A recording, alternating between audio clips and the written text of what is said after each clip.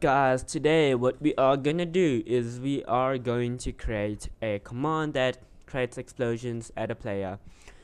Alright, so first of all you want to create a new class. I'm just gonna delete this class because I'm going to do it step by step with you guys.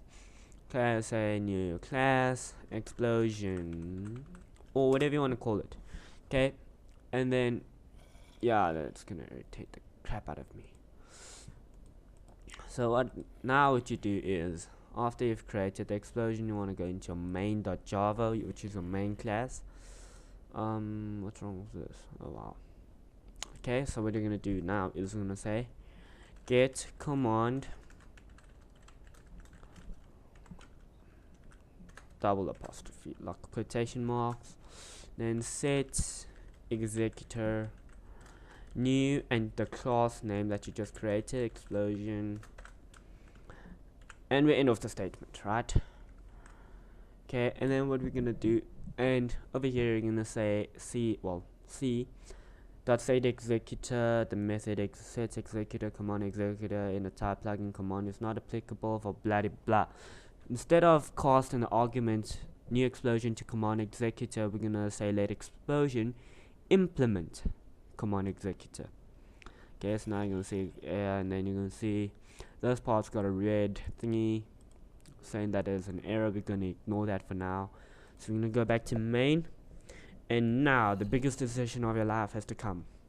What do you call this command that explodes people up? I'm gonna call it explode, the most original name ever. So I'm gonna space mine out like I love to space my stuff out.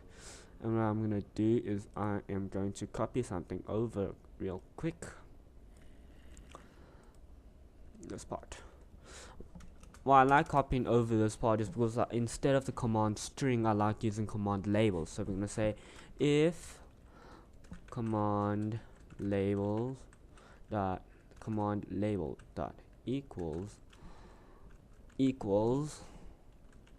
ignore case quotation marks again explode, not exo kid, explode. Clearly this computer likes Call of Duty too much. Explode. Okay, so what this is basically a command name, and this has to be the same as what you did here, what you called the thing over here. So now that we have that, we're gonna say that. Then we're gonna add a return statement because this thing is gonna be nagging us the whole time. We're gonna say add return statement and leave it as false. Now what do you want to do? We want to say if the player sending it is not targeting another player, which means that he's only typing in /explode. We want to blow him up. We want to blow the idiot up, right? So we say if if args dot length is equals to 0 and squiggly bracket, and I love my spacing like that, I'm sorry. So now what this basically says, if the argument that the player typed in is 0, then this is gonna happen. So we say player or player A is equals to player sender. Now we're gonna see red lines to say import player org.bucket.entity, whatever. We're gonna say location is equals to player dot get is equals to a, because we called the player a, dot get location, and we're gonna import it from org.bucket because this thing calls it org.bucket. Now I'm gonna say location dot get world, or location dot get world dot create explosion location. Okay, how big of a radius do you want the explosion to be? Do you want it to be 2 billion blocks? Do you want it to be 1 block? Do you want it to be 3 blocks? I'm gonna make mine 2 block, no, actually 5 blocks. Actually 5 blocks radius, A5F, and end of the statement.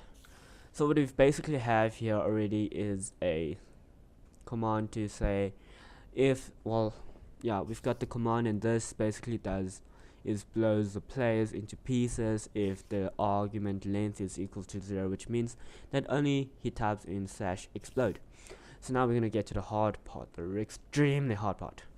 Okay, I know it's very tempting to type in tab all the time, but trust me, it's not gonna work.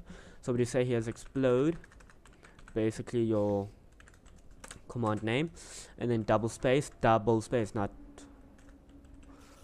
tab. You cannot use tab in the plugin YML, otherwise your plugin will not work.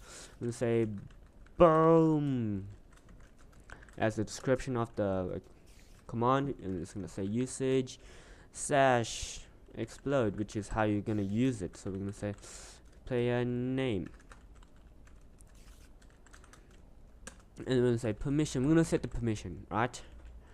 This is one of the hardest part, because you want to make sure that your permission is easy to get, your permission node is easy to get, and also not like what do you call it, I forgot, logical, and also it does not clash with any other plugins permissions that the server probably be using, especially one of the most like some of the popular plugins like essentials, world edit, so you don't want it to clash at all. So what we're gonna do is we're gonna say youtube.explode, and that's basically permission. Your permission message, we're gonna say you do not have permission. What that basically permission message does is that when a player without this permission node tries to command, like execute the command, this is going to say you do not have permission, that permission. Alright, now that we have the basics, what we're going to do now is we are going to add another section to our command. Okay, let's just check the time. Okay, we have enough time. So now what we're going to do is we're going to, if the player targets another player, so what we're going to say is else if args.length is equals to 1.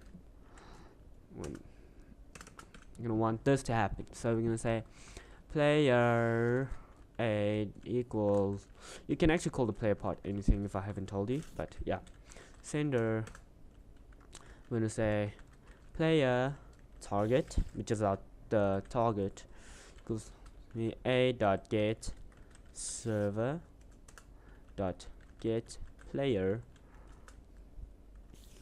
args square bracket 0, and end of the statement. Now the fun part comes. Okay, gonna get the location again, location target tr lock is equals to target dot get location, end of the statement with a semicolon, and then say tarlock dot get world dot create explosion. The tarlock, because we called the location of this one tarlock, and we're gonna make this one epic. We're gonna say 6f of a 6 block radius, and now you have it, your epic explosion. So now you're gonna see this warning. All you need to do is, actually, if you don't want this thing to bother you all the time, just say add suppress warning, and we save it. We're gonna export. Next, make sure your class path and project is being thingied, and then overwrite, because I already have it. Now I'm gonna reload the server. Okay, we're gonna check if our plugins enable. Our plugins enabled. Now we are gonna say we are gonna be epic and say explode. Whoops. Now I'm gonna say explode again. Well, that actually shows us the 0 if the args length is equal to 0 works. So we're gonna say The boss gamer dome. That doesn't work. So we are done with our plugin. Well, for now, for this episode. I hope you guys enjoyed this. I enjoyed teaching you guys. Well, actually not teaching you guys, but like just showing you guys how to do it. Hope you guys have a successful plugin. Remember, the thing's not about being serious all the time. Sometimes it's actually about having fun while you're coding. So have fun while you're making your plugins. Please do not try not to stress a lot, which I've had a lot of problems with. Developing admin troll. Please give us a like, a subscription, and please also remember to subscribe to my brother Keeper of Balance. His link will be in the description. And love you guys. Have a great time and enjoy coding Bukkit plugins.